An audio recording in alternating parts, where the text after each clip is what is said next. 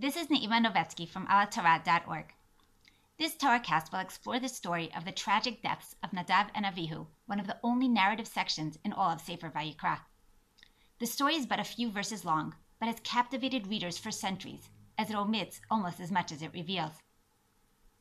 We are told that on the 8th day of the tabernacle's consecration, the two brothers take their censers and offer an incense offering, a ketoret, to Hashem. A fire comes out before God, consumes them, and they die.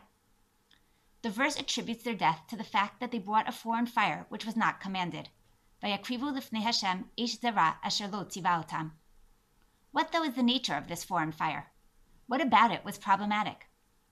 If Nadav and Avihu simply brought incense, a mandatory daily offering, why is it called foreign? Moreover, why would such an action be punished as a capital crime, especially in the midst of the Mishkan's inaugural festivities? After the tragedy, Moshe tells Aaron, Hu asher diber Hashem lemor, bikrovai ekadesh. This is what Hashem said, by those close to me I will be sanctified. It is not clear, though, how these words are meant to comfort Aaron, and to whom the words, my close ones, refer. How is Hashem to be sanctified through those close to him? If Nadav and Avihu are the subject of these words, it sounds as if even in death they were considered holy. But if so, why were they punished so severely? Should the brothers be considered sinful or beloved? Our story is alluded to later in Sefer Vayikra in chapter 16, right before the laws regarding the rituals of the Day of Atonement, but without mention that the deaths were caused by offering a foreign fire. There, the verse simply states that Nadav and Avihu died b'korvatam lifnei Hashem, when they approached before God. What might this suggest about the cause of the brothers' death? Was it related to their offering or to their coming close? The phrase lifnei Hashem raises one final question. It appears not only in the brief allusion to the death in Vayikra 16, but also multiple times in the original story, in connection to the bringing of the incense, the death of the brothers, and the fire that consumed them. Does the term mean the same thing in each of its appearances? Does it refer to a specific geographical location, or more generally to being in God's presence? What might either possibility suggest about the nature of the brothers' sin? Commentators struggle with our questions, finding themselves in something of a catch-22 as they attempt to find a crime that justifies the capital punishment while still portraying Nadav and Avihu as righteous figures. As happens elsewhere where a biblical character is punished and his crime is not self-evident, here too commentators mine the text for every possible clue, and in so doing, somewhat ironically, introduce numerous possible sins into the story that one might never have dreamed of. We will survey just a few of the approaches that have been suggested and see how each commentator finds a different balance between the desire to exonerate the brothers and the need to justify their death. A first, and perhaps the simplest approach, suggests that the brothers sinned in violating proper protocol when bringing the incense offering. The 19th century Italian commentator Shadal and his German contemporary Rav Hirsch explained that the brothers voluntarily brought their own individual incense offering, an offering that was distinct from the one mandated to be offered each morning. Since Shemot chapter 30 verse 9 states, Lo ta'alu alav ketoret zara, you shall offer no strange incense on it, any unauthorized incense offering was considered problematic. Accordingly, it is referred to in the verse as an eish zara.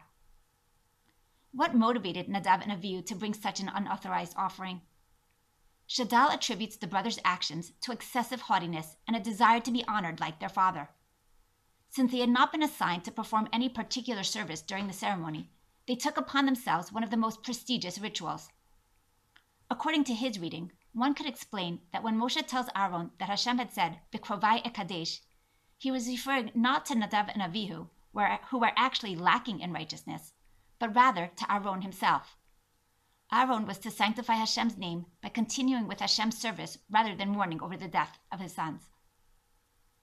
In contrast to Shadal, Rav Hirsch maintains that the brothers' motives were pure. They brought the incense from a true desire for closeness. It is for this reason that even in death, and despite their error, Hashem refers to them as krovai, those who are close to me. Hashem was sanctified through them since the nation realized that if even such holy individuals could be punished, they certainly needed to be fastidious in their own observance so as to avoid similar punishment. Rav Hirsch emphasizes that the brothers' error lay in forgetting that there is no subjectivity in the sacrificial service. The verses stress that the offering was problematic specifically because it was one which was not commanded, asher lo tziva otam. When serving Hashem in the Mikdash, a person cannot act on their own individual desires, even those motivated by a desire to get close to God, but rather they must adhere only to the command of Hashem. It is possible that Rav Hirsch here is engaged in polemics with the Reform movement and hinting that worship of God is not about getting close to Hashem in whatever way speaks to each individual, but rather about following God's commandments. A second approach to our story, espoused by Bar Kapara in Vayikra Rabbah, similarly views the brothers' actions as constituting a sin, but finds mention of this sin not in the verses of our chapter, but in the allusion to the story in Vayikra 16, which emphasizes how the brothers died bekorvatam lifnei Hashem. According to him, Nadav and Avihu sinned by coming too close to the divine presence.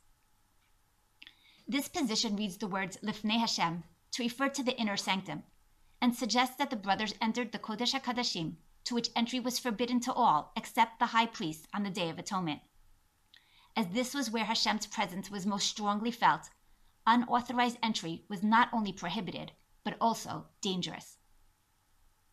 One might go even further to suggest that on this 8th day of the consecration ceremony, God's presence had descended and filled the entire tabernacle. If so, entering even the outer sanctum might have meant directly encountering the divine presence, an act which has fatal consequences. As Hashem says, Lo yir'ani ha'adam v'chai, man cannot see me and live. According to this position then, when Hashem says, Bikrovai akadesh, he was not referring to holy people who are close to him, but rather to unworthy people who come too close. In other words, the verse means, through those who come close, I will be consecrated. Hashem will be sanctified, since the consequences of their coming close will demonstrate the power of God. According to this reading, the fact that the brother's death is mentioned in the context of the service of the Day of Atonement is understandable.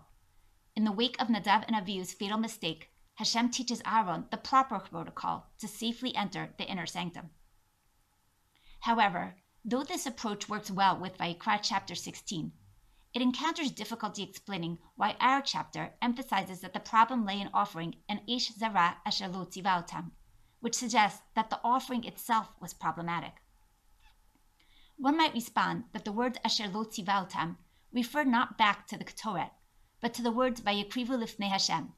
It was Nadav and Avihu's offering before God, in Hashem's direct presence, which was not commanded. As such, even though there was nothing inherently wrong with the brothers' bringing of a Ketoret, since the offering was brought too close, it was considered an Eish Zara, a foreign fire. In contrast to the approaches which we have discussed until now, which read our story as one of sin and punishment, a minority of commentators propose that Nadav and Avihu were not particularly blameworthy. For example, the 12th century French commentator Rashbam implies that Nadav and Avihu's death was not a punishment, but rather a work accident. Rashbam posits that the brothers did not bring an unauthorized incense, but only the regular offering brought every morning. The brothers' only mistake was in bringing foreign fire rather than waiting for heavenly fire to consume the incense. This action alone, though, would not have warranted death. It was only the fact that the brothers were in the wrong place at the wrong time which caused the tragedy. According to Rashbam, the brothers chose to offer their incense at the same exact moment that Hashem had sent fire to consume Aaron's offerings of the 8th day of the consecration ceremony. Moreover, the fire which consumed the brothers, Vatitzei Eish milifnei Hashem vatochal otam, is the same exact fire as the previously mentioned fire which had consumed the offerings, where it similarly states, Vatitzei Eish milifnei Hashem vatochal al hamizbeach. In addition, contrary to what most assume, according to Rashbam, this divine fire did not come down vertically from the heavens, but as the verse states, it emanated from before God, from the inner sanctum where Hashem's presence dwells. As such, it traveled horizontally from the Holy of Holies to the outer sanctum, where it met the brothers bringing their incense and consumed them, and then continued on its way to the bronze altar. According to Rashbam then, the brothers' death was not a punishment, but a tragic accident. They unfortunately happened to be in the way of the divine fire and suffered the natural consequences. As such, it is understandable that the brothers are referred to as close to Hashem, since they died without major sin. There is, though, one major question with which this approach must contend. Why would Hashem allow such an accident, rather than waiting to bring the fire when no one was in the way? Perhaps, since the brothers had sinned, albeit erroneously, they were not worthy of a miracle to save them. Alternatively, since the entire nation was outside waiting for Hashem's glory to appear, there would have been a great desecration of his name if there had been a delay. This brings us to a fourth and final approach, which is the most extreme in its exoneration of the brothers. Philo, a first-century Alexandrian philosopher, maintains that Nadav and Avihu's deaths were not a punishment, but rather a sanctifying of their souls to God. Since the brothers are described as being close to Hashem, this approach assumes that it is impossible that their actions were seen as sinful in the eyes of God. Moreover, if their death served to sanctify Hashem, it must not have been a punishment, but some form of elevation. Philo suggests that when the verse speaks of the brothers offering foreign fire to Hashem, this is a metaphor for the fiery passion of Nadav and Avihu's love for God, which they offered up to him with their whole being. It is referred to as a foreign fire because it was foreign to earthly existence, since it belonged totally in the realm of God. More simply, the verse can mean that Nadav and Avihu offered a non-obligatory or voluntary sacrifice. It was called foreign because it had not been commanded. According to this reading, the phrase asher lo tziva otam comes to explain the term eish zara. It does not have a negative connotation, but rather comes to highlight the brother's desire to give even more to Hashem than he had required. What specifically prompted the brothers to bring the incense? Haktav HaKabbalah quotes the Sifra that kivan shera'u ish chadasha, amdu lohosif ahava al ahava. Upon seeing Hashem's presence and fire descend, they felt the need to reciprocate and offer something up to him in return. The verses repeatedly emphasize that the brothers' actions were done lifnei Hashem, to highlight that this was not problematic. All they did was born from a desire to come close to God and be before him. Why then did they die? Philo compares the brothers' death to a whole burnt offering which rises heavenwards. According to him, in Nadav and Avihu's religious fervor, death would not have been viewed as a punishment, but as a sanctification of their entire being to God. Nadav and Avihu can be compared to Chanoch, whom Hashem took because he walked with God. Accordingly, in neither case should death be viewed negatively.